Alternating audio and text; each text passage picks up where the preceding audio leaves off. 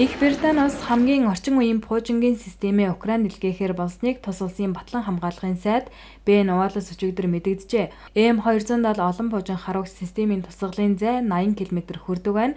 Үүнээс гадна уг системд ашиглагдах ЭМ-31А1 пуужингуудыг хамт илгээж Украины цэргүүдийг сургахаар болжээ.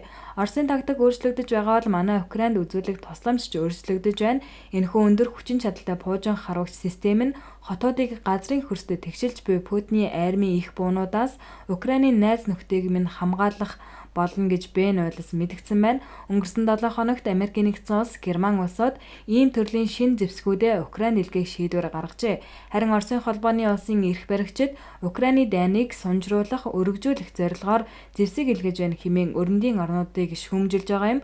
Тухайлбал Нямгарагт төв телевизийн сувагтаа өгсөн ярилцлагад Оросын холбооны улсын ерөнхийлөгч Владимир Путин хэрвээ өрөндийн орнод зэвсэг нийлүүлэлтээ үргэлжлүүлсээр байвал пуужингийн цохилт өгөх Украины хотуудын тоог нэмэгдүүлэхээр сүрдүүлж байв.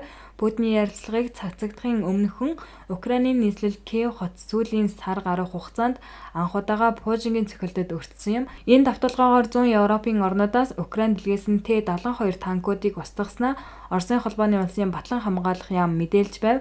Харин Украины тал галт тэрэгний засварын үйлдвэр цохилтын бай болсныг мэдээлжээ.